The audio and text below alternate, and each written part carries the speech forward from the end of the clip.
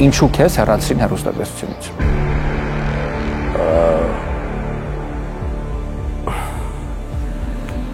Մինչև հիմա ես դեպրեսիայի մեջ եմ։ Ես հիմա իմ կյանքի դեպրեսիոն փուլում եմ։ Մեկուսացել եմ մոտ 5 տարի է երևի, թաքնվել եմ տանից դուրս չեմ գալ ես։ Բոլորը հիշում են, որ դու հեղափոխության ակունքներում էիր կանգնած եւ հեղափոխականներից մեկն էիր։ Ինչու ես այդ դեպքում այսօր հիասթափված իշխանություններից։ Հիասթափվել եմ այսօրվա Ծամփույթ կառավարման ձևից ակացիական պայմանագիր կուսակցությունը այսօր որդեգրել է ջայլամի քաղաքականությունը, այս իշխանությունը կորցնելու է իշխանությունը ներքին խնդիրների պատճառով։ Երբ որ ես Ալիևին գրեցի, որ վերջապես խաղաղություն եմ տեսնում նրա դեմքին, ամբողջ ազգը ինձ հայոյեց եւ նույնիսկ սատարում չգտա իշխանության իշխանության շրջանակներում։ Դու շարունակում ես այդ ընթացքում աշխատել մի հեռուստաալիքում, որի համասեփականատեր էր Միքայել Մինասյանը։ Բայց այդ դեպքում քեզ մոտ հարց չէր առաջանում, ինչու եմ ես աշխատում այս հեռուստակայանում։ Ի պատիվ Միքայել Մինասյանի, այո, այն քննադատությունները, որ ես հնչեցնում էի Սերժ Սարգսյանի իշխանությանը, ի պատիվ իրեն ամեն դեպքում ինձ չվնասեցին։ Ստացվում է, որ նախորդ իշխանությունները ավելի հանդուրժող էին եւ ավելի տոլերանտ, քան ներկայիս իշխանությունները։ Ցավոք սրտի կարելի ասել այո։ Այս իշխանությունները նեղացկոտ են։ Իմ ունեցած տեղեկություններով քեզ խոստացել էին քաղաքապետի պաշտոնը։ Ես ցանկացել եմ ընդհանրապես падգամավոր լինել, բայց քաղաքացիական պայմանագիրը գտա, որ իրենց շարքերում տեղ չկա։ Ես հիշում եմ Արմենիա հեռուստաընկերության բարի լույսներից մեկի եթերը, ուղիղ եթերը, երբ դու շնորհավորեցիր երկրի նախագահ Սերժ Սարգսյանին համաներմամբ Նիկոլ Փաշինյանին բանտից ազատելու կապակցությամբ։ Այդ օրվանից Հայաստանում ուղիղ եթերը անջատեցին։ Մարդիկ շատ են on-line կազինոներ խաղում, եւ իսկապես դա խնդրեմ է։ Այս ինֆորմացիան ընդհանրապես ուղեղս պայթեցնում, որովհետեւ խոշորագույն բուկմեյքերային ընկերության ղեկավարը, ով նաեւ on-line կազինոների ղեկավարը, քո մոտիկագույն ընկերն է։ Այո, իմ ընկերն է Վիգեն Մոդելը։ Հաղորդման հովանավորներ Alliance Partners Insurance Agency, The Grigorian Law Firm իրավաբան Աննա Գրիգորյան, Venus Gifts խանութ սրահ, Artin Beauty Aesthetics բժշկական կենտրոն, Implantum USA Dental Group Dr. Sarkis Papazian, Աչափնյակ բժշկական կենտրոն, Star Life Group, Ավակյան Law Group իրավաբան Թեյմինա Ավակյան, Aroma International Marketplace, Omorphia Beauty Salon and Spa, Tour Van Gogh Luxury Sprinter վեների ծառայություն, Տուն Լահմաջո ռեստորան, MS Travel ճամփորդական գրասենյակ, MX Motors Lounge and Leasing. I'm walking for miles. It helps me clear my head. The sky has the answers, even if the clouds fill it instead. I don't need your worries.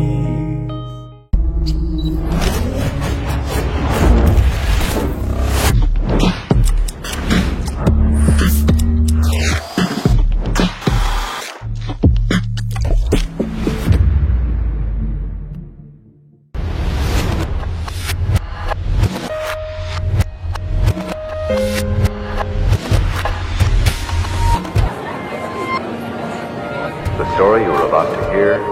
is true. Ողջույն, մենք շարունակում ենք աշխատել Երևանում եւ նկարահանել տետատետի թողարկումները։ Այսօրվա մեր հյուրը ամենակննարկվող մեդիա կերպարներից մեկն է դերասան եւ հաղորդավար Հովհաննես Ազոյանը։ Ողջույն Հովանես, շնորհակալություն։ Ոչ ամենակնարկվողն եմ։ Դե երևի թե նկատել ես, թե որքան է հանրապետական մամուլը անդրադառնում քեզ, հատկապես վերջին մի քանի տարիների ընթացքում։ Հանրապետական մամուլը։ Այդ էլեկտրոնային։ Մեդիա հարթակը։ Այո։ Հովանես, դու հարցազրույցներ վերջին շրջանում չես տալիս եւ շնորհակալ եմ վստահության եւ համաձայնելու համար։ Մենք այսօր քո տարածքում ենք, քո առանձնատանն ենք Երևանում, ու շնորհակալ կլինեմ, եթե տաս բազմաթիվ հարցերի պատասխան ու հոգիդ բացես մեր ու հեռուստադիտ, ավելի շուտ հեռուստադիտողի չէ, YouTube-ի դիտորդների առաջ։ Մեծ սիրով մեր ջան, ողջունում եմ քեզ եւ քո լսարանին։ Կարծում եմ, որ դու այնպիսի հարցեր կտաս, որ կբավարարի քո հանդիսատեսի պահանջմունքին։ Սիրով պատրաստ եմ, ինչքան հնարավոր է։ Եթե նկատեք հարցազրույցի ընթացքում ընկճված եմ, պատճառը շներն են, Հովանեսը բաց է թողել շներին, որպեսզի ես ավելորդ հարցեր չտամ։ Պուտինի պես, չէ՞, Պուտիններ չէ, շներին բաց։ Եթե դեմ չես, անցնեմ այնպես ինչպես զրուցում են կյանքում, հով։ Արդյոք մեկուսացած ես դու։ Հիմա այստեղ ես, օրվա մեծ մասը անցկացնում ես տան, ես բակում, արդյոք դա մեկուսացման հարց է։ Կարելի է այդպես ասել, մեկուսացել եմ մոտ 5 տարի է երևի, պատերազմից հետո ընդհանրապես մեկուսացա, նախ ոչինչով չզբաղվեցի, որովհետև պատերազմը իսկապես կոնկրետ իմ մեջքը կոտրեց, այսպես այն պլանները, որ ունեի, այն պատկերացումները, որ ունեի, որ ինչով պետք է զբաղվեմ այս երկրում, հոդս ցնդեցին, պատերազմի արհավիրքը, կարելի ասել նոր ես այսպես ապաքինվում եմ այդ հոգեբանական այդ ծանր վիճակից։ Ու կարելի ասել մեկուսացել եմ, այո, սա իմ տունն է, այստեղ բնության մեջ ինչքանով հասցնում, ինչքանով կարողանում եմ, ավելի ճիշտ, ինչքանով հասկանում ծառերին եմ հետևում, տեսնում ես, ինչ գեղեցիկ նոր ունենք, շներ ունեմ, 2 շուն ունեմ, երեխա ունեմ, նոր դա ամուսնացել եմ 5 տարի առաջ, նոր ընտանիք ստեղծեցի, ունեմ 1 որդի, Լուի Արամ անունն է, իդեպ հենց պատերազմի օրը իմացանք, որ մենք երեխայի ենք սպասում, շատ հետաքրքիր էր, էլի 2 նորություն, հենց այդ առավոտ 2 նորություն, միանգամից, մի նորությունը մահվան մասին է, մյուս նորությունը կյանքի, ծնունդի, այսպես 2 նորություն համատեղելով, փոքր, այսպես հավասարակշռություն կորցրեցի այդ օրը, պարկեցի, հետո կարողացա հավաքել ինձ ու որոշում կայացնել, որ գնում ենք առաջ, հենց երեխան պետք է ծնվի հենց այդ մահվան, այսպես այդ տղաների, այդ զոհերի հենց պատվին ու փառք Աստծո, որ տղա ունեցա։ Լուի նշանակում է զինվոր, մենք այսպես որոշեցինք զինվոր Արամ, այսպես այդ պատերազմի արդյունքում։ Հով ասում ես, որ հենց պատերազմի մեկնարկի առաջին օրն ես իմացել հայրենալու մասին։ Դու էլ իշխանությունների շրջապատում ունեիր կամ ունես բազմաթիվ ընկերներ, ողջ պատերազմի ընթացքում ասվում էր, որ մենք հաղթելու ենք, չկար ինֆորմացիա հավանական պարտության կամ կապիտուլյացիայի մասին, դու էլ էիր, հա, այդպես ինֆորմացիայից հեռու եւ տեղյակ չէիր, թե ինչ է սպասվում, թե ինֆորմացիան հակասական էր գալիս, գիտեք, որ ասում ես ունես ընկերներ իշխանության մեջ, ես այսպես ասեմ, այն ընկերս, որը իշխանության մաս է, իշխանության մեջ է, դադարում է լինել իմ ընկեր, որովհետև ես դադարում է լինել մեր ընկերական հարաբերություն, որովհետև իմ պահանջները նրանից այլևս այլ են, ես նրանից այլ պահանջներ ունեմ, որպես իշխանության անդամ, իշխանության մաս, հետևաբար այսպես փչանում են ընկերական հարաբերությունները և քաղաքացի և իշխանավոր հարաբերության մեջ ընկերական հարաբերությունները փչանում են, հետևաբար չի կարելի ասել, որ ես ընկերներ ունեմ իշխանության մեջ, ունեի ընկերներ։ Իսկ այդ ինֆորմացիան գալիս էր հակասականներ, իսկապես իրենք էլ չէին ստանում այսպես օբյեկտիվ ինֆորմացիան սուբյեկտիվ էր, հակասական էր եւ հետեւաբար լիարժեք ինֆորմացիայի ոչ ոք չէր տիրապետում, իսկ հաղթելու ենք դա այդպես պետք է լիներ, որովհետեւ պետք էր մարդկանց այսպես ոգևորել նաև, հա, ես չեմ մեղադրում, որ մենք բոլորով այսպես կարծում ենք, որ հաղթելու ենք ու այսպես ներշնչում ենք մեկս մյուսին հաղթանակով։ Կարծում եմ դա ճիշտ էր, որովհետև պատերազմի մեջ այլ կերպ հնարավոր չի։ Դե ռազմական փորձագետները, քաղաքական գործիչներ, հմուտ մարդիկ ասում են, որ միշտ էլ պատերազմում, տեղեկատվական պատերազմներում սուտը բնականաբար խաղի կանոնների մի մաս է, բայց տոկոսային հարաբերակցությամբ դա ասում են սովորաբար 20-ից 30%, 100%-անոց սուտ, դա արդյոք շոկ չէր ըստ քեզ հասարակության ու ժողովրդի համար։ Շոկ էր։ Ընդհանրապես պատերազմն էր շոկ։ Պատերազմ պետք էր ամեն ինչ անել պատերազմ չլինելու համար։ Ցավոք սրտի այս իշխանությունը չկարողացավ դա անել։ Եվ դա աստված որ ապագայում այլևս պատերազմ չլինի։ Առողջապահական համաշխարհային կազմակերպության տվյալներով ամերիկացիների 2/3-ը տառապում է ավելորդ քաշով։ Տեղյակ է, որ ձեզնից շատերը եւս ցանկանում են ավելորդ քաշի դեմ պայքարել եւ գերադասում են դա անել միջամտությամբ վիրահատական։ Այս պահին մենք գտնվում ենք Երևանում եւ մասնավորապես Աջափնյակ բժշկական կենտրոնում, որտեղ կատարում են ընդհանուր վիրահատական գործընթացներ, սակայն այսօր առանձնացրել ենք բարիատրիկ, այսինքն ստամոքսի մասնակի հեռացման վիրահատության մասին ձեզ պատմել եւ պիտի ասեմ, որ ընդհանուր առմամբ հիացած ենք եւ զարմացած հաճելիորեն այս հաստատության եւ տեխնիկական հագեցվածությունից եւ իհարկե սպասարկման ջերմ միջավայրից եւ մասնագետների, փորձագետների ու բժիշկների պրոֆեսիոնալիզմով։ Ինչու է հարմար հատկապես Աջափնյակ բժշկական կենտրոնում իրականացնել բարիատրիկ, այսինքն ստամոքսի մասնակի հեռացման վիրահատությունը։ Գալ Միացյալ Նահանգներից եւ այստեղ անելը հարմար է հատկապես մասնագետների, փորձագետների երկար տարիների աշխատանքի արդյունքում ստեղծված պրոֆեսիոնալիզմի համար։ Ավելի քան 5 տարի է ինչ այս բժշկական հաստատությունում իրականացվում են այդ վիրահատությունները եւ պիտի ասեմ, որ իհարկե դրական արդյունքները միշտ են եւ միաժամանակ պետք է նշել, որ մարդիկ երջանիկ են իրենց զգում արդեն իրենց նոր կարգավիճակով եւ կարելի է ասել նաեւ այս պարագային նոր քաշով։ Պետք է նաեւ անպայման առանձնացնել պացիենտի, այսինքն բուժառուի անվտանգությունը,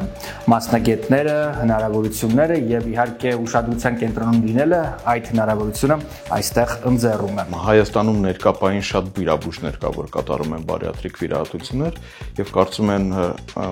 որ բավականին որակյալ վիրահատություններ են կատարում, բայց ընդհանուր առմամբ պետք է նայել կոնցեպցիան, որովհետեւ երբ որ գալիս են բժշկի մոտ, իրանց համար կարեւոր է որպեսզի ստանան մատչելի արժեք եւ որակյալ սպասարկում, անվտանգ սպասարկում, դա շատ կարեւոր է։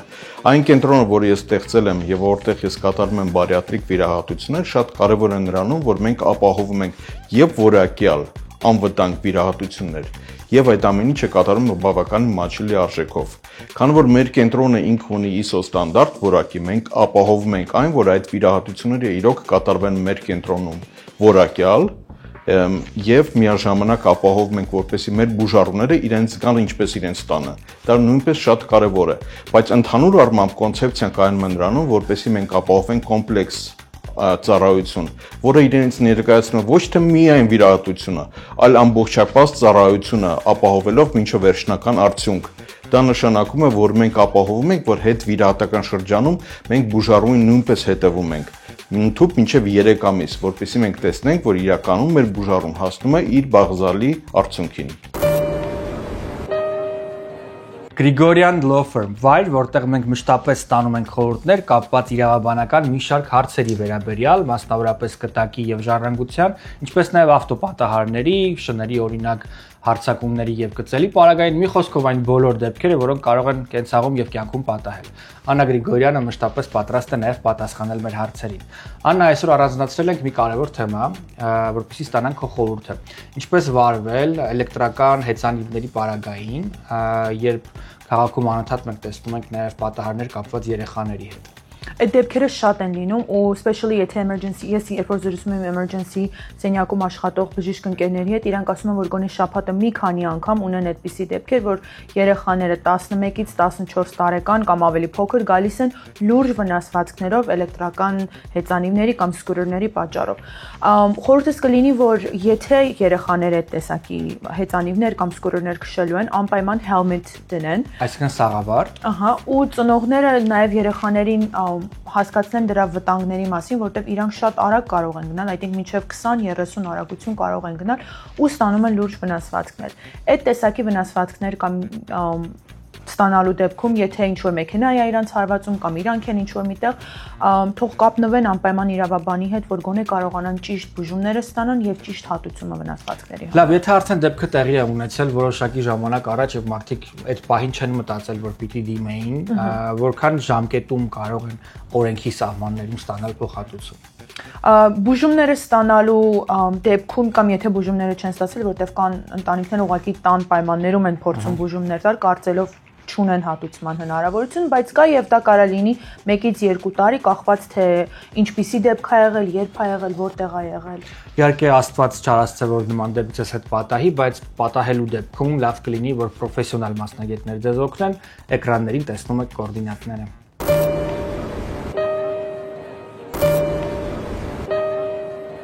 Գովազդային այս ինտեգրումը կհետաքրքրի հատկապես մեր հայրենակիցներին ու իրավաբաններին, ովքեր ցանկանում են մշտական կամ ժամանակավոր բնակություն հաստատել Միացյալ Նահանգներում օրինական տարբերակով։ Այսօր ձեզ պատմելու եմ Մայամիի Հոլիվուդ քաղաքում գտնվող 21 Hollywood բնակելի համալիրի մասին, որը ճարտարապետական գլուխգործոց է 14 հարկանի եւ լավագույն տարբերակներից մեկը կարող է լինել նաեւ ներդրողների համար։ Այս ծրագիրը ձեզ հնարավորություն է տալիս ներդրում կատարել, օրինակ $800,000-ից սկսած եւ առաջիկա 5-ից 7 տարիների ընթացքում վերադարձնել այդ գումարը, միաժամանակ նաեւ մշտական կամ ժամանակավոր բնակության հնարավորություն ստանալ Միացյալ Նահանգներում ամենաօրինական ճանապարհով։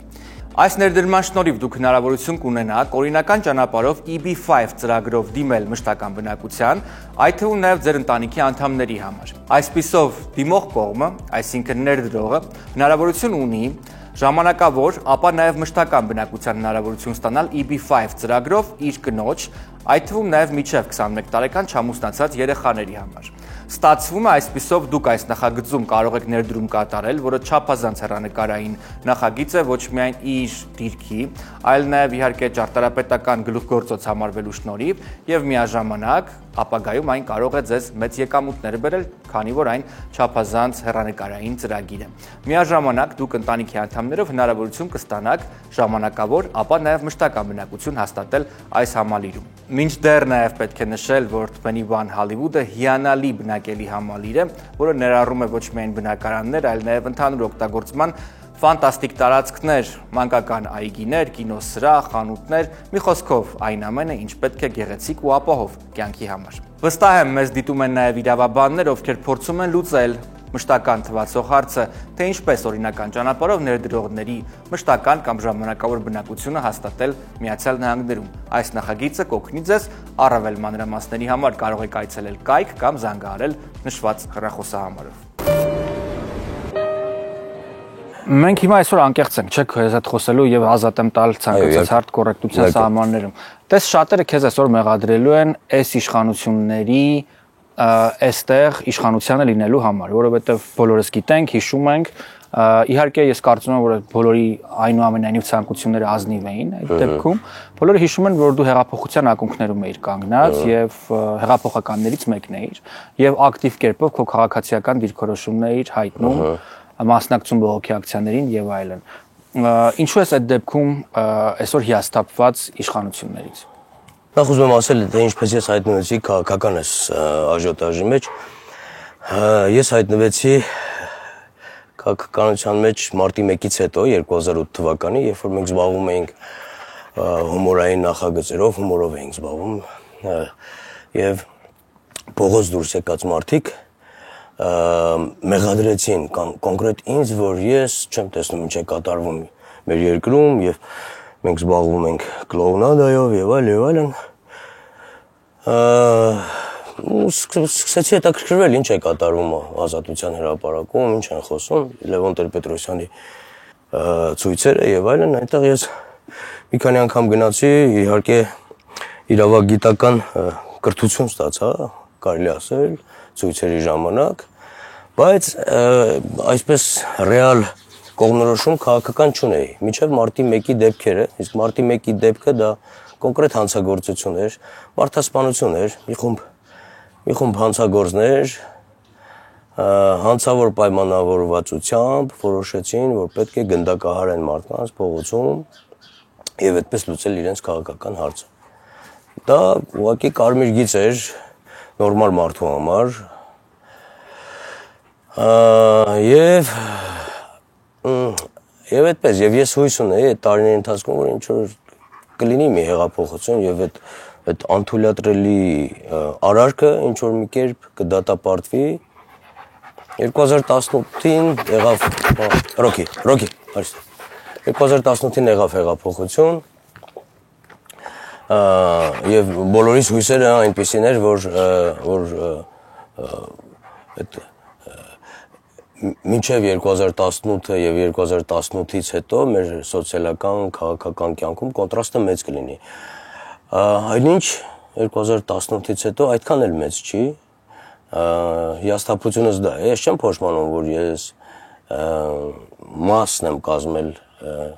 փոքրիկ, բայց մասն եմ կազմել հեղափոխության մեջ, պարզապես հիասթափվել եմ այսօրվա կառավարման ձևից, անփույթ կառավարման ձևից, ոչ էֆեկտիվ կառավարման ձևից հիասթափվել եմ, որովհետև կան մարդիկ, որոնք որ չեն կրում հեղափոխական արժեքներ, բայց այսօրվա քաղաքացիական պայմանագիր կուսակցության մեջ են եւ իրենց մեկ է եւ իրանք երբեք էլ չեն կրել հեղափոխական արժեքներ։ Իսկ ովքեր են իրենք։ Միջին եւ ցածր օղակներում մարդիկ, ովքեր որ նաեւ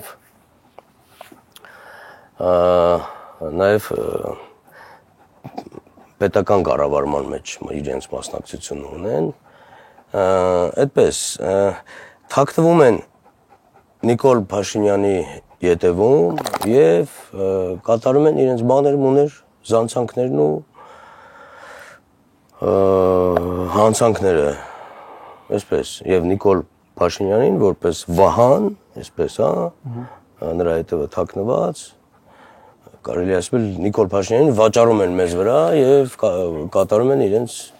շարագործությունները։ Իսկ դու փորձել ես երբևէ խոսել օրինակ իշխանության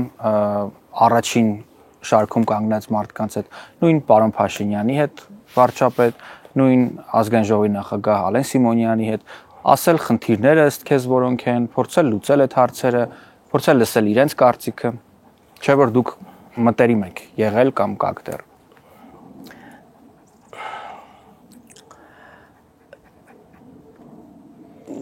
Նիկոլ Փաշինյանին վերջին անգամ տեսել եմ պատերազմից առաջ։ Դրանից հետո չեմ հանդիպել, մեկ անգամ խոսել եմ հեռախոսով։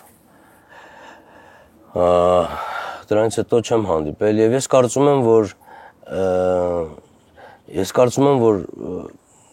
ես չեմ կարող օգտագործել իմ անձնական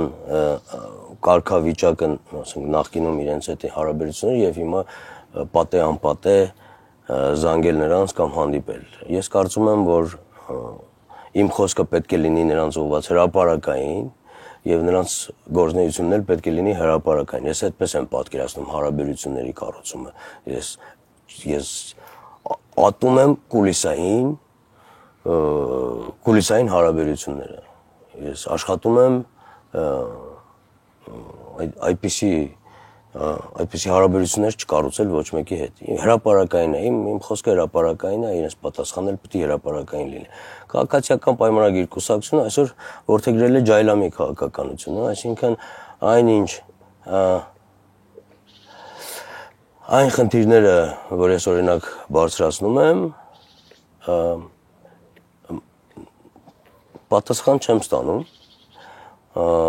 եւ իրենք արձագանքում են միայն այն խնդիրներին, որոնք որ որոնք որ ուզում են, այսինքն սելեկտիվ մոտեցում է խնդիրների։ Լավ, գուցե այս հարթակը օգտագործենք այդ խնդիրները նորից բարձրաձայնելու համար, ի՞նչն է իրենց իշխանության ամենաշատ անհանգստացնող մի քանի կետը ըստ քեզ։ Ոչ էֆեկտիվ կառավարումը, ոչ էֆեկտիվ կառավարումը,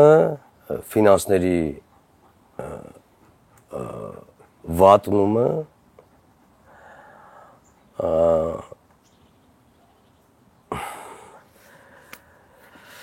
ես կարծում եմ, որ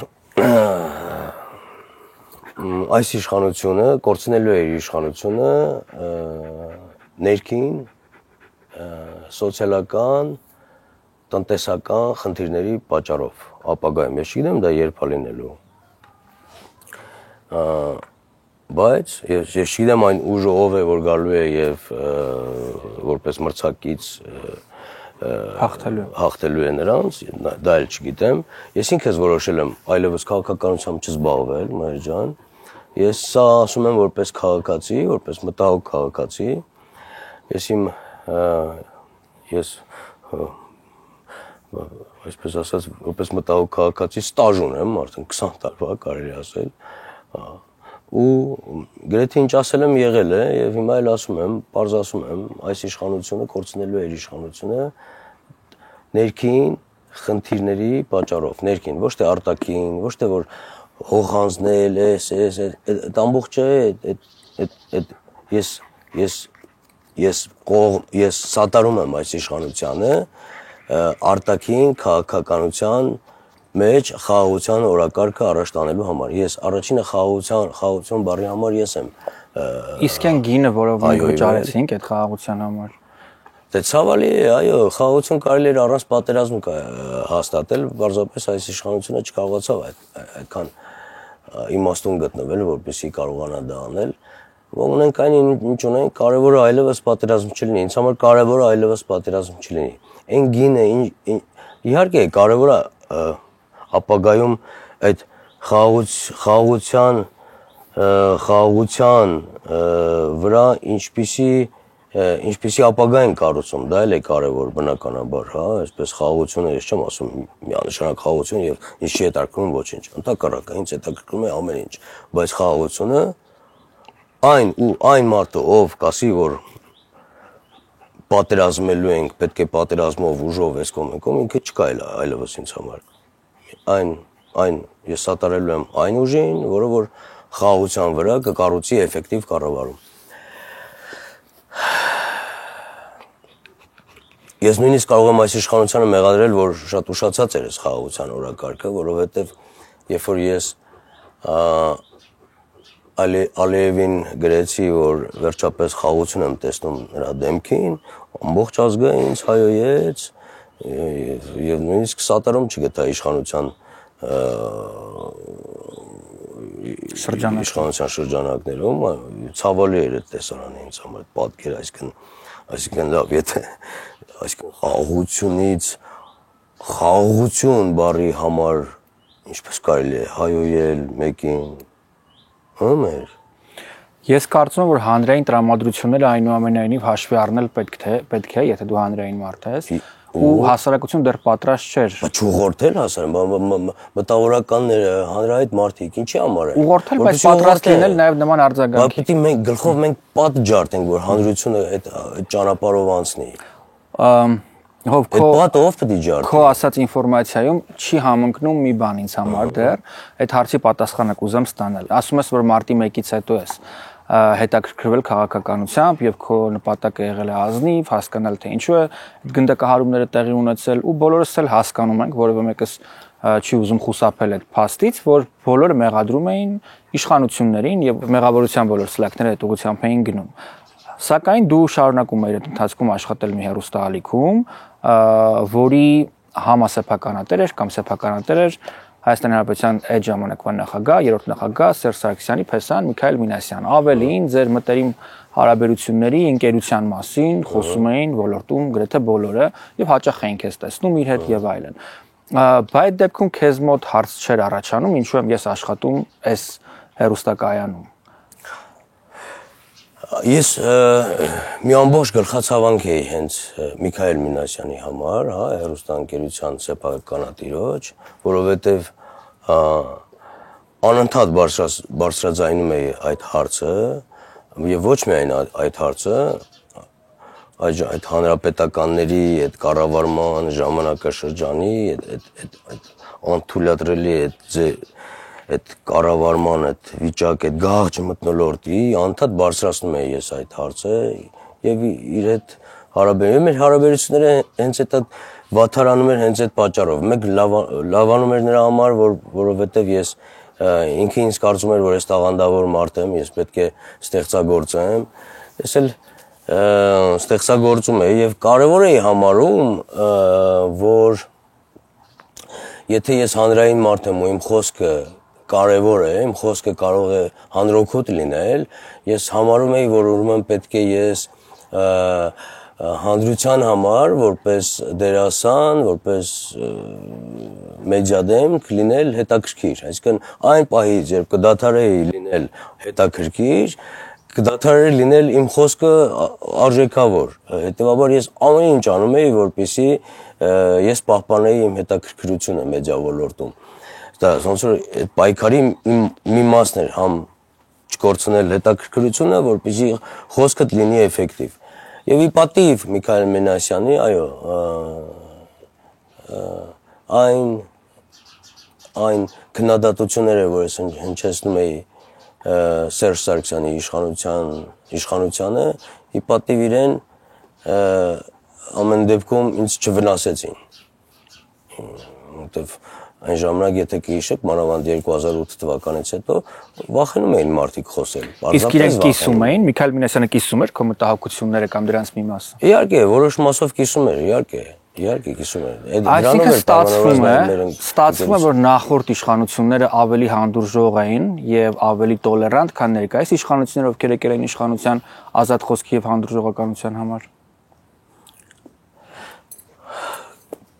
Ցավոք սրտի կարելի ասել այո։ Այս իշխանությունները նեղացկոտ են, ավելի ջուրագրգիռ են։ Իրանք մտածում են, որ ազնիվ չէ դա, գիտեք, ազնիվ չէ։ Ցավում եմ, որ այդպես է։ Թե այդպես։ Ողջույն, այս պահին մենք գտնվում ենք Implantum Dental Clinic-ի Միացյալ Նահանգների մասնաճյուղում եւ իմ կողքին այս պահին բժիշկ Սարգիս Փափազյանը։ Ողջույն դոկտոր, շնորհակալություն, որ ժամանակ եք գտել եւ մեր հարցերին այսօր պատասխանելու եք։ Առաջին հերթին թույլ տվեք հետաքրքրվել, ինչով է առանձնանում Implantum Dental Clinic-ը։ Նախ բարև ձեզ, շնորհակալություն գալու համար։ Առանձնահատկությունից մեկը իմ կարծիքով ամենակարևորը այն է, որ ցանկացած բուժում, որը սկսում են Հայաստանում, կարող են վերջացնել այստեղ մեր մոտ կամ հակառակը սկսում են մոտ եւ ուզում վերջացնել Հայաստանում, մենք ոչ մի խնդիր չունենք։ Մեր ստանդարտները համապատասխանում են Ամերիկայի ստոմատոլոգիայի ասոցիացիային ու նույնը Հայաստանի կլինիկային։ So դա ինչ է նշանակում, որ այն պայմաններով որ մենք ստեղ ենք սկսում աշխատել եւ վերջացնում, Հայաստանում դրանք կարող են շարունակել կամ վերջացնել։ Հիանալի է, ինձ թվում է, որ յուրաքանչյուր մարդ, ով բնակվում է Միացյալ Նահանգներում, Հայաստանում եւ Ռուսաստանում, արդեն քաջատեղյակ է իմպլանտումի մասին եւ բնականաբար իհարկե վստահում է տարիներ շարունակ հենց այս կլինիկային, լինի դա Երևանում, Մոսկվայում, թե Լոս Անջելեսում։ Դոկտոր, թույլ տվեք հետաքրքրվել նաեւ ձեր գործունեության վերաբերյալ, որքան ժամանակ է այս մասնագիտությամբ եք զբաղվում եւ արդյոք սա այն մասնագիտությունն է, որի մասին վաղուց երազել եք։ Շատ հետաքրքիր հարց էր։ Ես իմ հայրս ատամնաբուժ է, 11 տարեկանից գնում եմ Պապայի մոտ ու նայում եմ թե ինքը ինչ անում, տենց սերը տեղից առաջացավ։ Սկսել եմ կրթությունս Հայաստանում, ավարտելուց հետո տեղափոխվել եմ Արգենտինա, այնտեղ եմ ավարտել, մաստեր պրոգրամ եմ արել իմպլանտի 3 տարի, այնտեղ ապրել եմ, աշխատել եմ եւ հետո տեղափոխվել եմ Ամերիկա։ Դուք գիտեք, որ տեղափոխվում են ԱՄՆ, պետքա քո լիցենզիան վերականգնես, դրա համար նորից գնացել եմ համալսարան ստեղ, եւս 2 տարի ու հիմա ստեղ եմ աշխատում։ Կարամ ասեմ, որ 15 տարի արդեն աշխատում, սովորում եմ եւ հավանաբար ամենագեղեցիկ պահը մարդկանց առողջ եւ երջանիկ ժպիտներ տեսնելն է ձեր մոտ այցելություններից հետո։ Դա մեր նպատակն է ամեն հիվանդի հետ։ Կապ չունի մենք անենք մեր փոքր դուում թե մեծ ռեաբիլիտացիաներ, իմպլանտներով, վինիրներով, մեր համար ամենակարևորը որ հիվանդը գոհացած դուրս գա այս կլինիկայից։ Դե ինչ էկրաններին տեսնում եք կոորդինատները Երևանի, Մոսկվայի եւ Լոս Անջելեսի կլինիկաների, այցելեք, զանգահարեք եւ բնականաբար իհարկե առողջ եղեք։ Իսկ այս պահին ներկայացնում ենք ձեզ մեր նոր գործընկերոջը Aroma International Marketplace, այդպես է կոչվում նոր ֆանտաստիկ սուպերմարկետը, որը նորաբաց է եւ գտնվում է Northridge քաղաքում։ Իր հերթին Aroma International-ը գտնվում է մեծ shopping plaza-ում, որը ձեզ հնարավորություն կտա առանց գլխացավանքի գտնել ավտոկայանատեղի հնարավորություն, այն ունի մեծ փաստորեն parking եւ որ ամենակարևորն է այն մթերքները եւ իհարկե բանջարեղենները, ուտեստները, որոնք ներկայացված են այս խանութսրահում, իսկական, հայկական եւ ոչ միայն հայկական, այլ նաեւ միջին արևելյան խոհանոցին կամ ճաշատեսակներին համապատասխան են։ Մասնագետները լավագույն ընտրում են ամենաթարմ եւ ամենավորակյալ մսի տեսականին, այսինքն խանութն ունի առանձին մսի համար նախատեսված բաժանմունք, որը իսկապես լավագույնը, մենք կարող ենք դա ասել Eyewitness-ի կարգավիճակով եւ ինքներս ենք դա տեսել եւ փորձել։ Բանջարեղենի մրգերի տեսականին իսկապես հատնտիր է։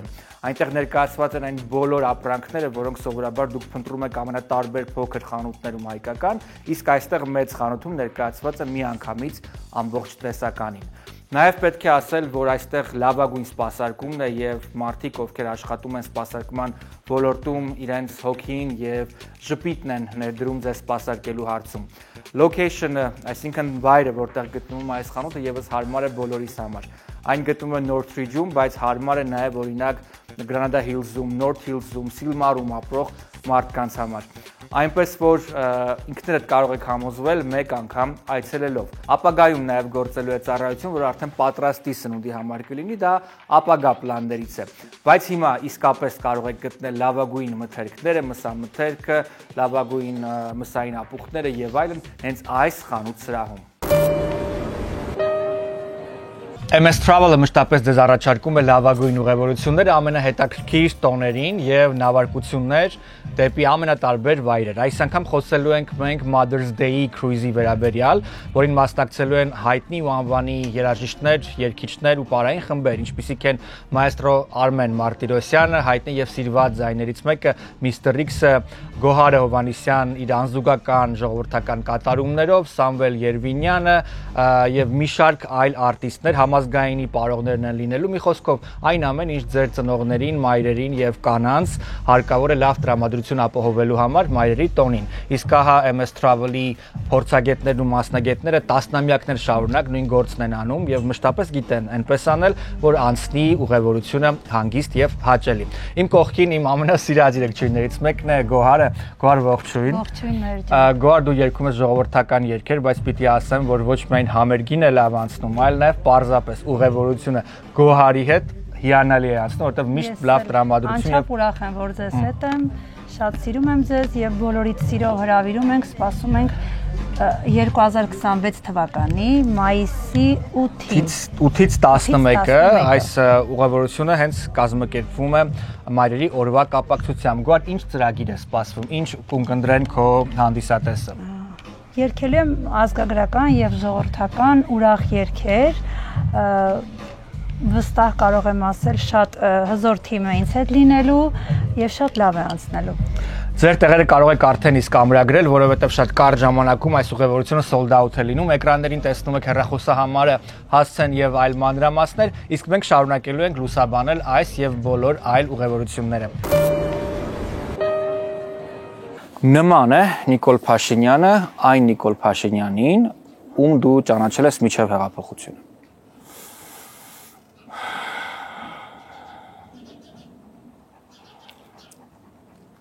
Այո, նման է։ Այո, նման է։ Եթե չլինի Նիկոլ Փաշինյանը, քաղաքացիական պայմանագիրը պարզապես գոյություն չի ունենա։ Ես այլ մեկին չեմ տեսնում, որին կարելի է վստահել։ Նիկոլ Փաշինյանը ինչքան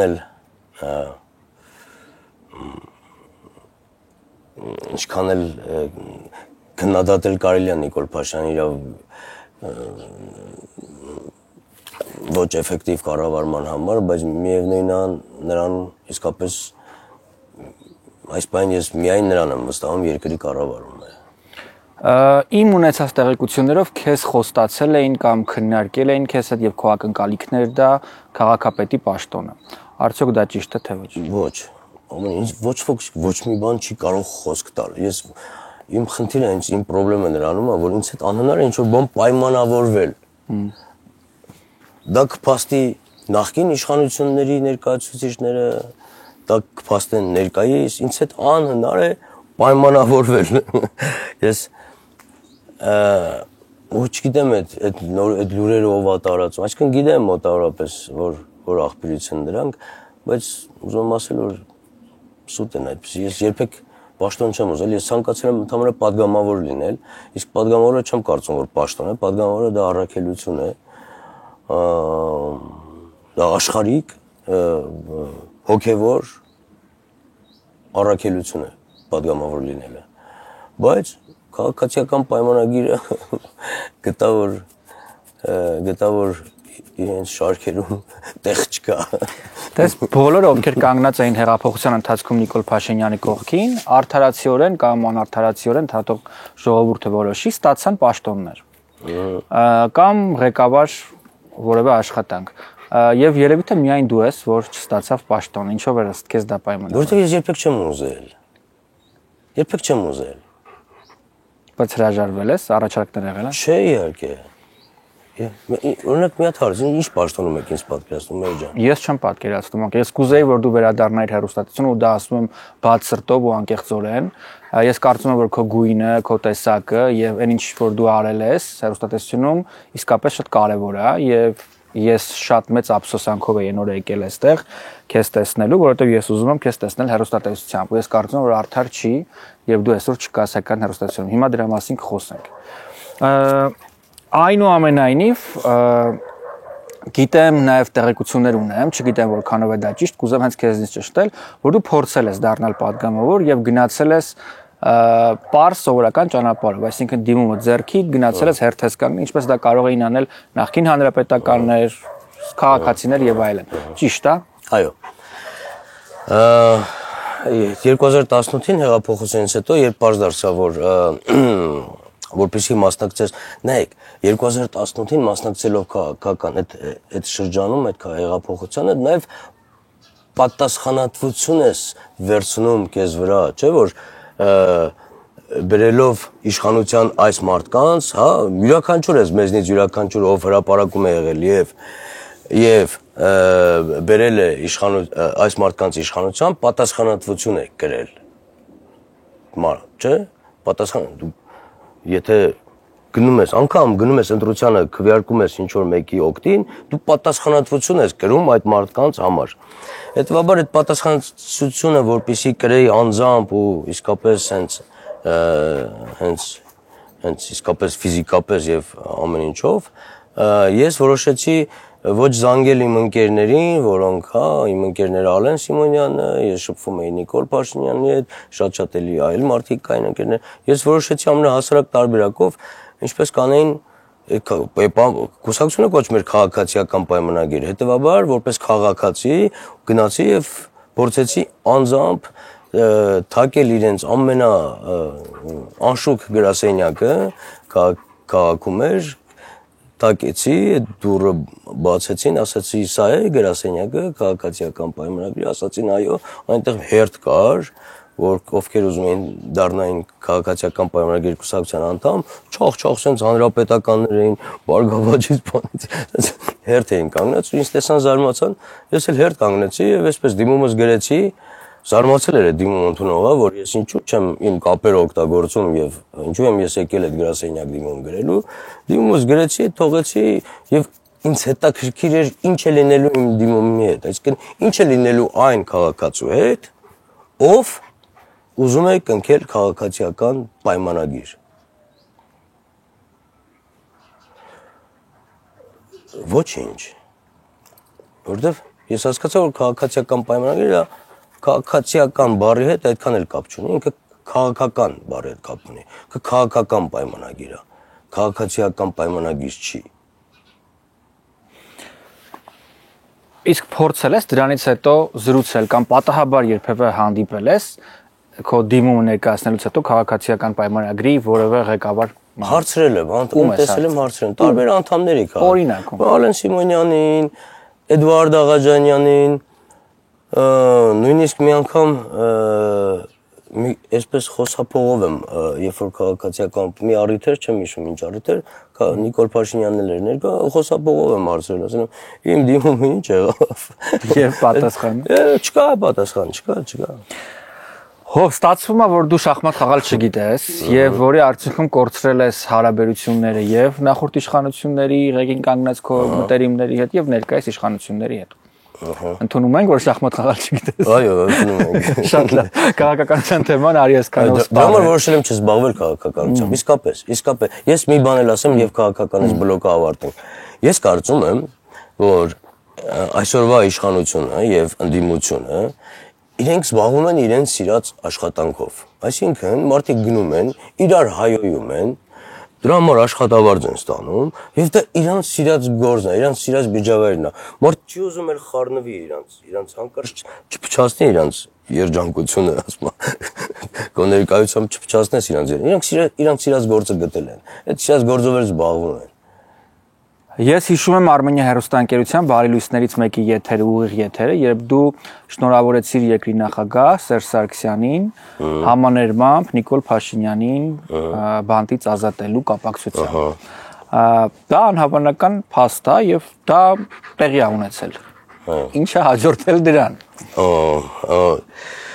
Այդ օրը համաներմամբ ազատվեց Նիկոլ Փաշինյանը, այո, եւ ես ինձ անդադ կանչում էին ուղիղ եթերի, բարի լույս, ես անդադ հրաժարվում էի, որտեվ այդ պերիոդում ես շատ անդիմադիր խոսք ունեի ու անդադ հրաժարվում էի, հաշվի առնելով, որ իմ գոլեգաներն են Արմենիա թվում, ասում էին ես կգամ, մի բան կասեմ, հետո ձեր վրա է խոսակցություն գալու, եկեք ինձ մի կանչեք էլ ոչ մի եթերի, բայց չէ, արի, գնացի եւ առիթ օգտագործեցի եւ ասացի, որ շնորհավորում եմ Սերժ Սարգսյանին նման համարձակություն դրսևորելու եւ բանտից համաներմամբ ազատելու Նիկոլ Փաշինյանին։ Այդ օրվանից Հայաստանում ուղիղ եթերը անջատեցին։ Ուղիղ եթեր այլևս գոյություն չուներ։ Իսկ որևէ կերպով, չգիտեմ, քեզ զրուցեցին։ Որակ բարի լույս հայերը այլևս նկարահանվում էր երեկոյան ժամի 9-ին, ասենք։ Ցերեկը 5-ին, ասենք, որպեսզի բարձր։ Բայց որևէ պատասխանատվության ենթարկել, չգիտեմ, ճնշել եւ այլն տեղի ունեցավ։ Ոչ, պարզապես ուղիղ եթերը դուժեց։ Դե կար խոսքի ազատություն։ Ուղղակի դա ուղիղ եթերում չէր։ Դե ուղիղ եթերը դուժեց, այո, երկար տարիներ Հայաստանում ուղիղ եթեր չկար։ Շատ լավ։ Այսօր ձեզ ներկայացնելու ենք մեր գործընկերներից եւս մեկին, Tour Wango ընկերությանը, որը առաջարկում է ամենահարմարավետ տեղափոխությունը Լոս Անջելեսում եւ ոչ միայն Լոս Անջելեսում, իր վեների եւ միկրոավտոբուսների միջոցով։ Այո, այս շքեղ luxury sprinter բաները կարող են գալ եւ ձեզ ընտանիքով, ողջ խմբով տանել, ասենք Լաս Վեգաս։ Եթե դուք ուզում եք ճանապարհին ուրախ զվարթ գնալ, ինչու՞ չէ, նաեւ օգտագործել ալկոհոլային խմիչքներ, ապա Tour Wango-ի պրոֆեսիոնալ վարորդները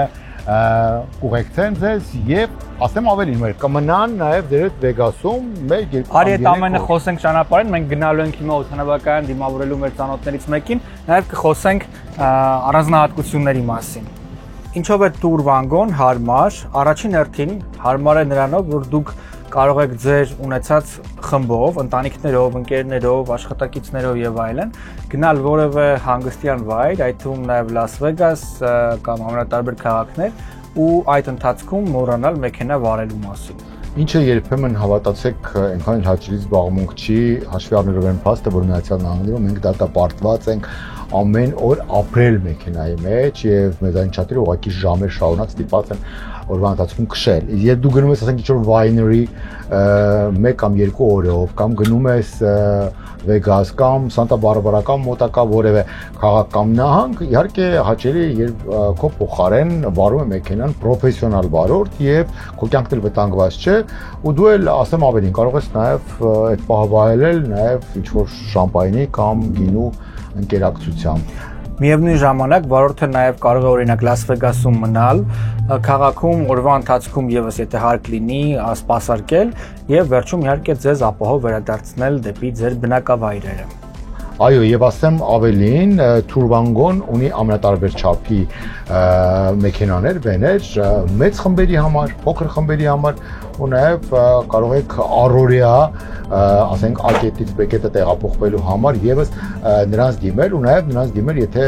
ուզում եք գնալ օդանավակայան եւ չեք ուզում խնդրել որևէ մեկին ձեր ծանոթներից, բարեկամներից, որպեսզի ձեզ տանի օդանավակայան եւ եթե ունեք ինչ-որ հարազատ բարեկամ կամ ծանոթ, ում ուզում եք նման շքեղ պայմաններում դիմավորել LAX-ից։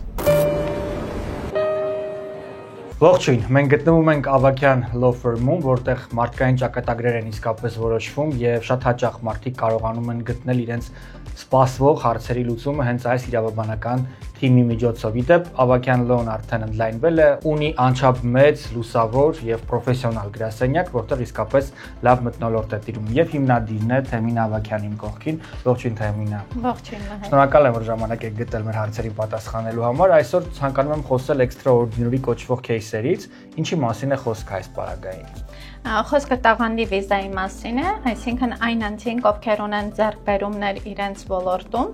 եւ բնավ պարտադիր չէ, որ մարդը լինի Նոբելյան մրցանակակիր, պարզապես պետք է հաջողակ լինի իր ոլորտում եւ ազդեցություն ունենա իր ոլորտում, այդ մարդիկ կարող են դիմել եւ green card ստանալ տաղանդի վիզայի միջոցով։ Իդեպ տաղանդը չի վերաբերվում միայն երաժշտական կամ ստեղծագործական տաղանդներին, դա կարող է լինել նաեւ սպորտ, չէ՞, եթե չեմ սխալվում։ Այո, սպորտ, գիտություն, այդ բոլոր ոլորտներում կարող են մարդիկ դիմել եւ ստանալ։ Իդեպ Ավագյան Law Firm-ը ունի իսկապես մեծ փորձառություն այս առումով եւ բազմաթիվ кейսեր, որոնք արդեն դարձել են green card, որն էլ իհարկե ժամանակի ընթացքում դառնում է նաեւ մշտական բնակության հնարավորություն։ Մենք երբեք ու երբեք չենք ռոպագանդում արտագաղթ, Միացյալ Նահանգներ տեղափոխվել եւ այլն, բայց եթե արդեն դա անում եք, ուրեմն արեք պրոֆեսիոնալների հետ միասին։ Էկրաններին տեսնում եք կոորդինատները։ Ողջույն, այս պայն մենք գտնվում ենք մեր սիրելի տուն Լահմաջոյի Լոս Անջելեսյան Բուրբենկյան մասնաճյուղում։ Ինչպես գիտեք, յուրաքանչյուր երևանյան այցելության դեպքում ես լինում եմ տուն Լահմաջոյի երևանյան մասնաճյուղում ու վայելում եմ իմ սիրելի ուտեստները, որոնք տուն Լահմաջոյի խոհարարները պատրաստում են ամենայն ուշադրությամբ։ Արդեն կադրերից տեսնում եք եւ գիտեք, որ նոր մասնաճյուղը բացվելու է շուտով, ավելի շուտ ընդլայնվելու է եւ աշխատանքները արդեն գրեթե ավարտին են մոտենում։ Բայց այս պայն Բուրբենկում իսկապես երևանյան մթնոլորտ է։ Եթե դուք ապրում եք Լոս Անջելեսում եւ ուզում եք վերադառնալ մտովի հայրենիք, քաղաք Երևան նաեւ, ապա այցելեք տուն Լահմաջոյի Բուրբենկյան մասնաճյուղ։ Այստեղ խոհարարները պատրաստում են հայկական ավանդական ուտեստները ամենալավ տարբերակով, ինչպես սովորաբար դա պատրաստում էին ձեր տանեցիները, մայրիկը կամ տատիկը, եւ որ ամենակարևորն է, արդեն երկար տարիներ գաղտնի պահվող լեգենդար Լահմաջոն, գաղտնի պահվող բաղադրատոմսով լեգենդար Լահմաջոն արդեն հասանելի է վաղուց նաև այստեղ Լոս Անջելեսում։ Աշխատակազմը, սպասարկող անձնակազմը չափազանց սրտացավ եւ չափազանց բարեկիրթ մթնոլորտ է ապահովում, իսկ հա հայկական երաժշտությունը, ինտերիերը եւ ուտեստները ձեզ կտեղափոխեն հայրենիք։ Այցելեք տուն Լահմաջո։ Կար մի ժամանակ, երբ Արմենիա հեռուստաընկերությունը միացնում է իր առավոտյան բարելույսով Հովհաննես Ազոյաններ։ Ցերեկը միացնում է իր Հովհաննես Ազոյանը ճաշեր եփում, երեկոյան Fort Boyard խաղում, գիշերը ուշ վարում էր բարի գիշեր հայերը եւ եթե անգամ թեյնիկն էր միացնում որ թեյ խմեիր, այդտեղից էլ էր Հովհաննես Ազոյանը որևէ բան ասում։ Դա այն ժամանակն էր, երբ Արմենիա հեռուստաընկերության ղեկավարներն էին Վահագն եւ Բագրատ Սարգսյանները, իդեպ դա իմ կարծիքով լավագույն ժամանակաշրջանն է Արմենիա հեռուստաընկերության եւ հայկական ժամանակակից TV եղել։ Քեզ առանց քեզ պատկերացնել հայկական հեռուստատեսությունը իմ սերնդի համար մի փոքր դժվար է։ Դրան հաջորդեցին էլի մեծ նախագծեր, տնփեսա, կարգին սերիալ եւ այլն, այսինքն ամենուր դու կայր եւ քո կերպարը արդարացիորեն եւ հանգիստ խղճով կարող ենք ասել, որ սիրված էր։ Նու 7.5 էլ անգամ գալիս էին շատ հաճախ քեզ դիտելու համար եւ այլն։ Ինչ տեղի ունեցավ, ինչու քեզ հեռացրին հեռուստատեսությունից։ Երբ հեռացրին։ Ընդհանրապես հեռացրեցին հեռուստատեսությունից։ Ուզում էի ասել, պատմական էքսկուրս անցկացրեցի, բացատրելու համար քո ունեցած դերը հեռուստատեսության ժամանցային ոլորտում։ Տես, նայ, ինչ որ մի պահի ես իսկապես ինքս հոգնեցի, այդ սաղ ընթացքում, այդ դու որ նկարագրում ես, դա մոտավորապես 2003 թվականից է սկսվում։ 2003 թվականից իմ հեռուստատեսային կենսագրությունը սկսվել է 2003 թվականից եւ մերթ իսկապես ես իմ խոսափողը առավոտյան 8-ից կես դնում էի եւ անում էի երեկոյան ժամը 6-ին։ Ես իսկապես շատ էի, ես ինքս ինձ այլևս չէի կարողանում հանդուրժել, բայց այդպես էր ուզում հեռուստատեսության ղեկավարությունը, ու տենց մերթ անդադ ես ինձ հրաժարվում էի, որպեսզի կրճատեի հեռուստատեսային եթերից, որտեղ իսկապես շատ էի։ Եվ նույնիսկ 2008 թվականից հետո, մարտի 1-ից հետո վերադառնանք նորից այդտեղ, ինչ որ մի պահի ես հեռուստատեսությունից հեռացա, եթե չեմ սխալվում 2010 թվականին հեռացա եւ սկսեցի զբաղվել ֆիլմով, այսինքն ֆիլմեր սկսեցինք նկարել առաջ, Պանջում է միլիոնատեր, Պոկերը, այդ շրջաններ, նորից ինձ այդ նախկին իշխանություն ասվածը ձեր, հա, Միքայել Մինասյանը նորից ինձ վերադարձրեց հեռուստատեսություն, իմանալով, որ ես ընդդիմադիր կեցվածք ունեմ։ Ուզում եմ ասեմ, անընդհատ ես հեռացել եմ ես ինքս եմ ինձ հեռացրել։ Վերջին անգամ ինչպես հեռուստատեսությունից հեռացար։ Վերջին անգամ 2018 թվականին էր դա, երբ ես այդ ժամանակ ունեի մի պրոյեկտ, կոչվում էր Երեկոյան Ազոյան, երեկոյան շոու էր, եւ հեղափոխությունից հետո պարզապես ինձ այսպես շատ քաղաքակիրթ կերպով հասկացրեցին, որ այլևս հեռուստատեսության ղեկավարությունը։ Այդ ժամանակ հեռուստատեսության ղեկավարը տնօրենը Ռուբեն Մխիթարյան, Դավիթ Բաբախանյան։ Դավիթ Բաբախանյանի գրեթե բոլոր հաջողված ֆիլմերի գլխավոր կերպարը դու ես։ Եվ ես կարծում եմ, որ նա որպես ռեժիսոր, պրոդյուսեր գտել էր քեզ, դու էլ գտել ես քո ռեժիսորին, հարսնացուն, փեսացուն կրկեսից, փնտրվում է միլիոնատեր, Փոկերը եմ, Տնփեսա եւ այլն, այդ բոլոր նախագծերի կամ ռեժիսորն է, կամ գլխավոր պրոդյուսերը։ Ավելին Դավիթ իմ ընկերն է նաեւ։ Այնպես դա տեղի ունեցավ, երբ ընկերդ քեզ կանչում է եւ ասում է, որ դու այլևս չես աշխատում միտեղ, որը քո տունն է։ Այդպես շատ ընկերական։ Ես էլ հասկանում եմ դա, բնականաբար հասկանում եմ դա եւ ոչ մի այսպես պրետենզիա չունեմ իրենց նկատմամբ, այդպես հավաքում եմ իմ իրերը, չունեմ իրեր, վիրտուալ իրերս հավաքում ու դուրս եմ գալիս, այդպես, ու իսկապես այդ ժամանակ ես էլ չէի ուզում զբաղվեի որևէ հեռուստատեսային աշխատանքով, որովհետև այդ քաղաքական թողբող այնքան էր մեր իրականության մեջ։ Ո՞նց եք փող աշխատում։ Ունեի ռեստորանային բիզնես, ռեստորան ունեի, Ոսկեվազ, այդ ժամանակ տենց ամբողջովին ներդրվել էի այդ ռեստորանային բիզնեսի մեջ, Սարյան փողոցը, իմ երազանքն էր Սարյան փողոցը սարքել գինու փողոց, երբ որ մենք այդ ռեստորանը ես այսպես կառուցում էինք, իսկ այն կառուցում էինք մեր ձեռքով, այնտեղ մի քանի սրճարան կար, Ինվինոն էր եւ Տապաստան, այդ ամբողջ փողոցում երկու սրճարան կար, Ինվինո եւ Տապաստան։ Ոսկեվազից հետո սկսվեց մի ամբողջ այսպես փողոց, թրաֆիկ, ու ես իմ նպատակը մշակույթային փողոց ստանալն էր, գինու մշակույթը զարգացնելն էր։ Ինվինոն գինու այսպես որակով գինու մշակույթը մցրեց, իսկ ես ամեն ինչ արեցի, որպեսզի այն դառնա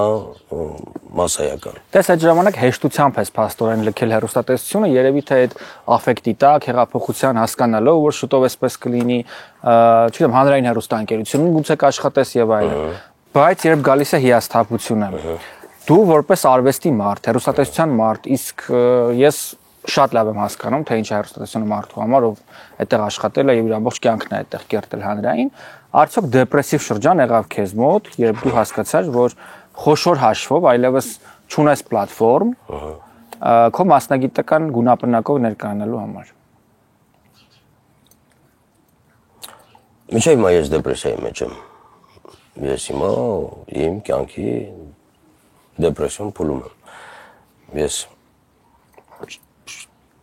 Ալիասը չեմ պատկերացնում, ես ինչով պետք է զբաղվեմ։ Ես ինչով որ ուզում եմ, ինչով որ պետք է, գիտեմ մի բան, ինչով որ պետք է զբաղվեմ, պետք է լինի հանրօգուտ։ Եթե հանրօգուտ չի լինելու, ապա ես չեմ զբաղվի դրանով։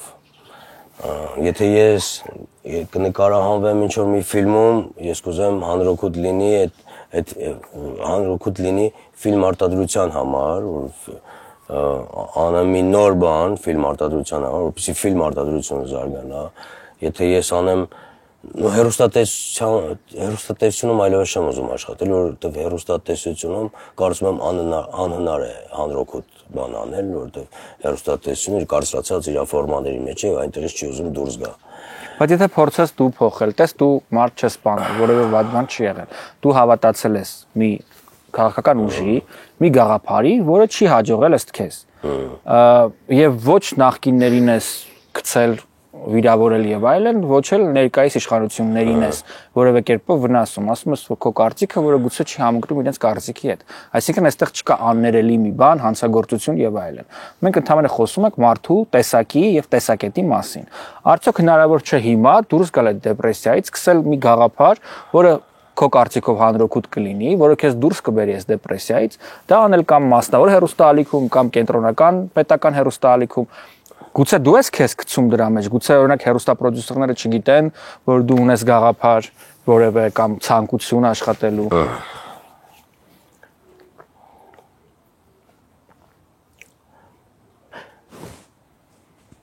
Երևի մի քիչ էլ հանրությունից եմ հոգնել իսկապես մեր ջան։ Ես ինչի եմ sense թաքնվել եմ իմ տանից դուրս չեմ գալի, ես բնության մեջ եմ ապրում, երևի բոլորից եմ հոգնել, իսկապես բոլորից հոգնել եմ։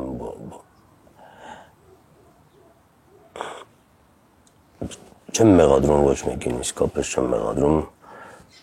Ինչ երևի ժամանակ է պետք մի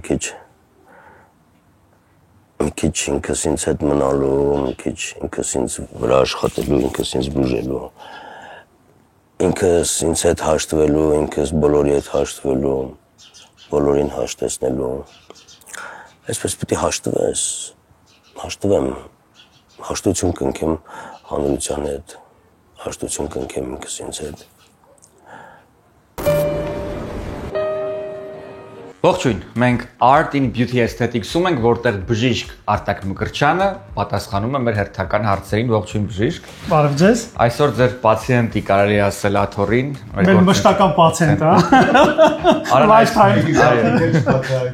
Արան այսօր ընդունում է IV պրոցեդուրան, միջ երակային, հա, այդպես է կոչվում հայերենով։ Ներերակային, եւ ինչու է հատկապես օգտագործվում այս գեղեցիկ գույնի փաթեթը։ Գեղեցիկ գույնը գալիս է տարբեր նյութերի խառնուրդից, կոկտեյլներ ենք պատրաստում։ Ես ամեն հաճախորդի երբ որ գալիս է, անհատական զրուցում եմ իր հետ, հասկանալ ինչ է նա ուզում։ Ամենատարածվածը իհարկե hydration-ի հետ միասին, այսինքն հեղուկ օգտագործելու միասին օգտագործում ենք տարբեր վիտամինների բաղադրության բարձր տոկոսային հարաբերություն, ես սիրում եմ մի քիչ ավելի ագրեսիվ լինել, նաև լյարդը մաքրող նյութեր, հիմա Արայիկ այսօր եկավ ասեց ամբողջ մարմինս քոր է գալի, իրան մի փոքր էլ հակաալերգիկ բան եմ դրել այնտեղ, ինքը տեղյակ էլ չի, տեսնենք հիմա ոնց է զգալու իրան։ Ուզում եմ ասել, որ շատ բենեֆիտներ ունի սա, մարդիկ երբ որ մի քիչ խմիչք են օգտագործում, մի քիչ շատ են գնում, ոչ թե շատ, այլ գնում են ջիմ, պարապում են, ջրազրկվում են եւ ընդհանրապես մի քիչ թույլ են զգում, հոգնած են զգում, շատ էֆեկտիվ է սա, իրենք զանգում են մի երկու օր հետո դոկտորն ինձ հավեսին ուժստեղը սա եկես ինձ հավեսով, ես չեմ ուզում ասել, որ եկեք սա ստացեք, գնացեք սկսեք երկար խմել միշտ, դա չի, բայց սա լյարդն էլ է մաքրում եւ ընդհանուր դիվարողականությունն էլ բարձրացնում մարմնի, ուղղակի դուք չեք կարող այնքան վիտամին խմել, որպեսզի ձեր ստամոքսաղիքային տրակտից ներծծվի, դրա համար անում ենք ներերակային։ Ես պատկերացնում եմ, թե այս տեսանյութից հետո ինչ բամբասանքներ են տարածվելու Արա Ղազարյանի մասին, թե ինչպիսի խնջույքների են մասնակցում, որից հետո գալիս է IV ընդունելու, բայց շտապ եմ ձեզ հիասթափեցնել։ Մեր խմբում այդ ամենը տեղի ունենում միայն ինձ հետ։ Արան ընդհանրապես գրեթե ալկոհոլ չի օգտագործում։ Դու խմում ես Արանն այվի աստանում։ Արան կոկտեյլները սիրում եմ այս տեսքով, ես սիրում եմ ալկոհոլի տեսքով կոկտեյլները։ Շնորհակալ եմ։ Ալկոհոլ չեմ դրել մեջը։ Շնորհակալ եմ։ Խնդրեմ։ Իմ շատ սիրելի Venus Gifts խանութ սրահում եմ բազմաթիվ առիթներ ենք ունեցել ձեզ ներկայացնելու այստեղ ներկայացված ամենատարբեր ֆիրմաներ, ովքեր բացառիկ իրավունքով աշխատում են հենց Venus Gifts-ի հետ։ Սակայն այսօր ձեզ պետք է ներկայացնեմ ֆրանսիական աշխարհահռչակ Christofle ֆիրման, որը կարծում եմ ներկայացնելու կարիք էլ չունի։ Ուղղակի ուրախալի փաստ։ Այս շքեղ կերպով, այսպես Christofle այսուհետ ներկայացնելու է իր հատնտիր արվեստի ստեղծագործություններ հիշեցնող ապրանքները հենց Venus Gifts-ում։ Christofle աշխարհահռչակ ֆիրմայից օգտվել են ֆրանսիական թագավորներ եւ ոչ միայն ֆրանսիական, եւ այսօր Christofle շարունակում է մնալ շատ հայտնի ու ճանաչված։ Այն իհարկե նաև ներդրում է ապագա սերունդների համար եւ եթե ուզում եք առնել նվեր, որը իր արժեքը չի կորցնի մի քանի տասնամյակներ շարունակ, ապա իհարկե ընտրությունը հենց Christofle ֆիրման է։ Եվ իհարկե դա ձեռք բերելու համար պետք է այցելել Venus Gifts։ Ողջույն, այս պայն մենք գտնվում ենք Omorphia Luxury Salon եւ Spa-ում, որտեղ լավագույն մասնագետները beauty industry գեղեցկության ինդուստրիայի գործում են այստեղ։ Կանանց վարսահարդարման, դիմահարդարման, մատնահարդարման, ինչպես նաև սպա պրոցեդուրաների աշխատում են մեկ հարկի տակ ձեզ դարձնելու համար առավել գեղեցիկ ու գայթակղիչ։ Այնպես որ զանգահարելով այս հեռախոսահամարով, վստահ եմ, մեկ անգամ այցելելով եւ ժամադրություն վերցնելով, դուք կդառնաք Omorphia Luxury Salon Spa-ի մշտական այցելուն։ Վստահ եղեք, որ ամենալավ մասնագետներն այստեղ են եւ ամենալավ սպասարկումը մեկ հարկի տակ է Omorphia-ում, որը գտնվում է հենց Glendale-ի կենտրոնում։ Այստեղ սպասում են ձեզ։ Տես, մարդկանց էլ մեղադրել պետք չի, որովհետեւ հիմա լրատվական ծառայությունները եւ քարոզչությունը նույնպես աշխատում, որ մի օրում կարելի է որևէ մեկին հեղինակազրկել։ Տես այն հայտնի հարցազրույցը, որտեղ դու ձեռքերով ինչ-որ բան ես բացատրում, դա կարող են կոնտեքստից անել, մանիպուլացնել եւ ասել, որ այդտեղ որևէ թմրանյութի ազդեցության տակ ես կամ գինովցած ես եւ այլն։ Եվ դա բնականաբար այդ բանը փչացնում է քո հանրային կերպարը։ Ու մարդիկ, ովքեր դա ընդունում են պոպկորնի նման այդ պահին, կուլ են տալիս ու անցնում առաջ, դա էլ մեղադրել պետք չի։ Իսկ գուցե չնեղանաս մարդկանցից, բայց ինչի, օրինակ ինչի կարելի է այսպես պոպկորն ուտել եւ թույլ տալ, որ բոլոր ժամանակներում միշտ մասաները լայնզագործ որ իրենց կողմից սիրված մարդուն այսպես փորձում են նսեմացնել, կազմակերպված ուժեր փորձում են նսեմացնել։ Ոնց կարելի է թույլ տալ։ Չէ՞ որ ես իմ կյանքը նվիրել եմ իմ այն շրջանը, որտեղ ես ակտիվ հերթատեսային ես դա թողել եմ եւ նվիրել եմ ինչ որ մեկին պաշտպանելու, ինչ որ մեկի։ Ինչու դու չես ուզում հասկանալ, որ կան նաեւ մարդիկ, ովքեր քեզ կարոտում են, սիրում են եւ ում համար քո այս դեպրեսիվ վիճակը ցավոտ է։ Գուցե հարցին այդպես նայես։ Կան որ չկան ամեն յուրաքանչյուր մարդ զբաղված է իր սեփական հոգսերով, կարծում եմ իր խնդիրներով եւ իմ մանավանդ հիմա մարդիկ անտարբեր են մեկը մյուսի նկատմամբ թերապես անտարբեր են։ Որևէ տեղ դատարկ չի մնում եւ խոշոր հաշվով անփոխարինելի մարդիկ չկան։ Պարզա որ մարդիկ չեն ցույց անելու, թե ինչու Հովհաննես Ազոյանը չկա հանրային կամ Արմենիա հեռուստաընկերության առաջ, բայց եթե լինի նախագիծ, ես վստահ եմ, որ դրական հաստատ արձագանք կգտնի շատ մեծ զանգվածի կողմից։ Ով աշխատում ես հիմա ինչ-որ սցենարի վրա ասացիր։ Այո։ Այսպես մի սցենար եմ գրել, հաշվի առնելով, որ այս խաղային ոլորտը Հայաստանում շատ զարգացած է եւ մարդիկ շատ են on-line կազինոներ խաղում, եւ իսկապես դա խնդրեմ է մեր հասարակության մեջ եւ ոչ միայն մեր հասարակության, ռեգիոնալ Ուկրաինայում, Ռուսաստանում, Ղազախստանում, ռեգիոնալ խնդրեմ է, եթե կարելի ասել Եվրոպայից մինչև Ասիա ժամանակակից հիվանդություն է դա, որտեղ ունենալ քո գրպանում մի ամբողջ կազինո եւ յուրաքանչյուր պահին այսպես հաճախել կազինո եւ խաղալ պրոբլեմ է դա եւ այդ խաղամոլությունը դա կոնկրետ շատ վատ հիվանդություն է, շատ վատ հիվանդություն։ Այս ինֆորմացիան ընդհանրապես է գլուխս ուղեղս պայթեցնում, որովհետեւ խոշորագույն բուքմեյքերական ընկերություններից խոշորագույն բուքմեյքերական ընկերության ղեկավարը, ով նաեւ on-line կազինոների ղեկավարը, քո մոտիկագույն ընկերն է։ Այո, իմ ընկերն է Վիգեն Բադալյանը։ Ու եւ դες հաճախ կարելի է միասին տեսնել։ Եվ ասեմ ավելին, Վիգեն Բադալյանի համար խաղամոլը ամենավատ մարդն է, ամեն ինչ կարող է հասկանալ բացի խաղամոլին։ Բայց ինչպես կարելի է բիզնես կառուցել մի բանի վրա, որի ասեն զոհերը խաղամոլն է։ Միշտ ինքը ասել է հենց եմ ուզում որ մարդիկ խաղան ընդամենը հաճույքի համար։ Դա նույնն է ինչ որ ես սիրեմ զբաղվել սեքսով, բայց լինեմ կույս ամբողջ կյանքում։ Չէ։ Բայց դուք սեքսագար կարող ես չլինել, զբաղվել սեքսով, չէ՞։ Բայց բոլորը հասկանում են, որ կազինոները սնվում են խաղամոլներով։ Խաղամոլներով չէ, հենց էտա կոնկրետ վիբեթի կարգախոսը խաղա հաճույքի համար, այլ ոչ դարձիր խաղամոլ։ Եվ այս այդ խաղամոլությունը իսկապես խնդիր է, իրենց համար էլ է խնդիր։ Եվ ավելին ասեմ, ես համոզել եմ իրեն, որպեսզի ինքը հովանավորի, որ մենք այդ ֆիլմը նկարենք, այդ խաղամոլության մասին պատմող տրագեդիան, այդ դրաման, այդ մարդը, որ նայի այդ ֆիլմը, ես եմ գրել սցենարը։ Այսինքն հովանավորը ինքն է։ Ես կուզեմ, որ ինքը լինի, եւ ես կարծես համոզել եմ նրան, որպեսզի ինքը հովանավորի, որ մենք այդ անտի պրոպագանդան, այդ խաղամոլության դեմ նկարենք։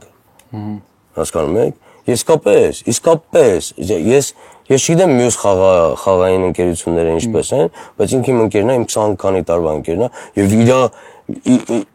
ինք ատում է խաղամոլներին, ոնց ես բացատրեմ։ Հասկանալի է, դու իրեն ավելի լավ ես ճանաչում եւ ես այս պարագային վստահում եմ նաեւ քո խոսքին։ Ես ավելին ասեմ, մի անգամ ես ասի որ մի երկու անգամ փորձել եմ խաղալ, ինձնից պարզապես նեղացա, այսպես ասած, ոնց որ մեր հարաբերությունները էլ առաջվանը չեն։ Ինչ ասեմ։ Լավ, համոզեցիր համարյա։ Հով, անձնական կյանքի մասին, տարիներ առաջ ամուսնալուծվեցիր կնոջդ Մերի հետ։ Երևի այդ շրջանը ցավոտ շրջան է քո կյանքում եղել։ Կպատմես այդ էմոցիաների մասին։ Ինչպես։ Այդ էմոցիաների մասին կպատմես։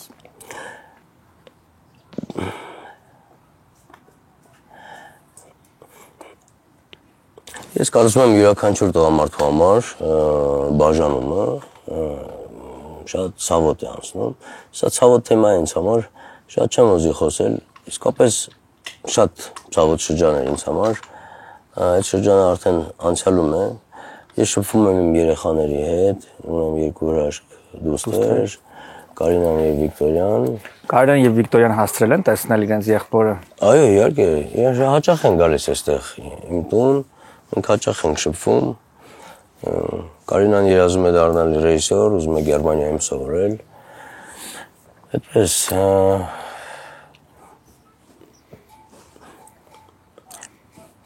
ես կարծում եմ, որ տղամարդու եւ կնոջ ամուսնությունը հիմարի եւ ապուշի միասնություն է։ Տղամարդը ապուշն է, կինը հիմարը։ Կինը հիմար չի ծնվում, բայց տղամարդը ծնվում է ապուշ։ Այսպես ներքուստ ապուշի կոդ ունի տղամարդը։ Կինը հիմարանում է տղամարդու ապուշության պատճառով։ Եվ հետևաբար այդ ամուսնությունը տղամարդու կնոջ դա հիմարի եւ ապուշի միասնություն է։ Հիմա ես տեսնում եմ TikTok-ում եւ Instagram-ում հաղորդման այս մասը, ինչպես դիտումները հատկապես ապահովում։ Հիմա բացատրի ինչու։ Այդպես, իսկապես կինը հիմարանում է տղամարդու ապուշության պատճառով։ Լավ, երբ վերջին անգամ ապուշացար եւ ինչպես։ Իսկապես պոտենցիալ ապուշ կարող եմ ես պոտենցիալ յուրաքանչյուր համար պոտենցիալ լատենտ ապուշ լատենտ ապուշ յուրաքանչյուր համար իսկ ինը տղամարդու ապուշության պատճառով էլ լատենտ հիմար պաստորեն բայց շուտվանից ես ապուշություն չեմ անում աշխատում եմ ամուսնացել ես նորից եւ ունեցել ես իմ կյանքը ռադիկալ փոխել եմ ինչպես հանդիպեցիր կնոջը կնոջս հանդիպել եմ երբ որ COVID էր կինս երկար տարիներ ապրում էր Սանկտ Պետերբուրգում հետո գնաց Եվրոպայից եկել էր Հայաստան ու COVID էր COVID-ի պատճառով մնացել էր Հայաստանում իսկ ես COVID-ի պատճառով մնացել էի տանը հետո տենց ինչ-որ մի պահ դուրս եկա տանից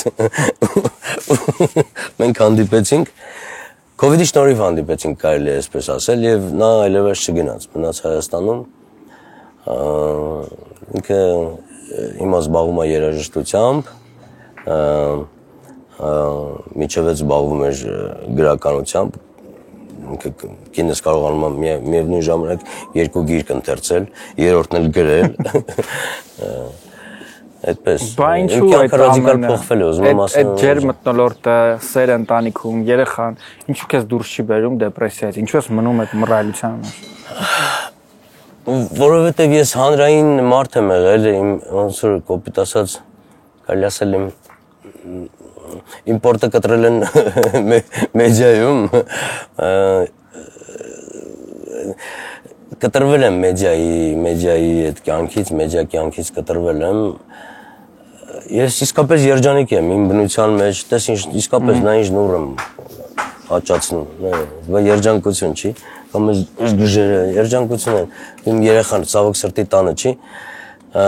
ուզում ասեմ ես երջանիկ եմ, դեպրեսիա ասելով այդ հանրային այն պահին, երբ որ ես հանրային ինչ որ պլատֆորմ ունեմ հանրային միջավայրում եմ հայտնում իմ դեպրեսիան սկսվում է երբ որ ես մենակ եմ այստեղ ես շատ երջանիկ եմ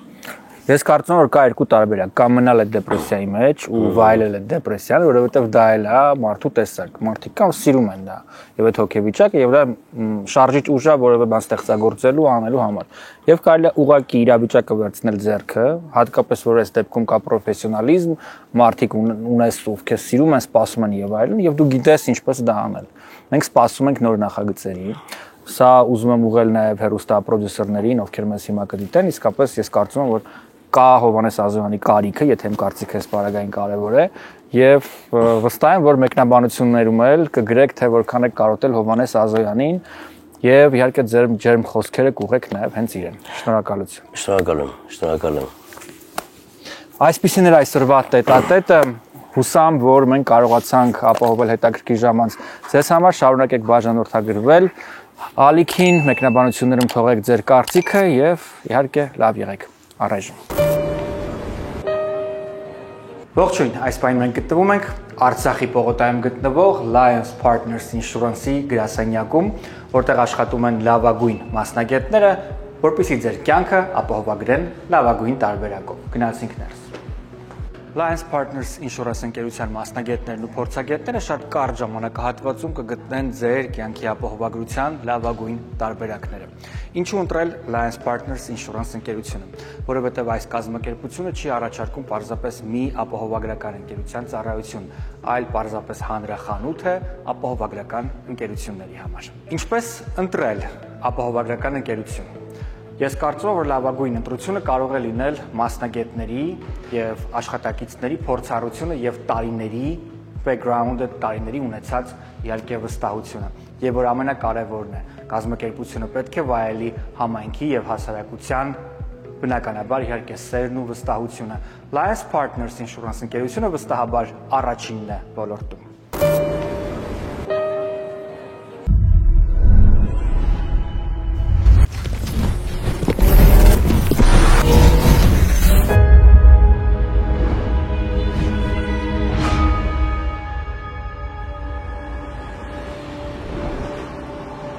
I found that nothing in life is worthwhile unless you take risks.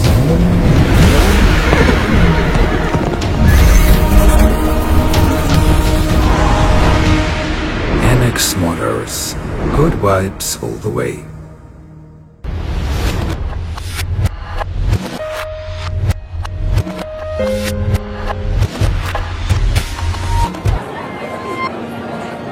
The story you're about to hear is true.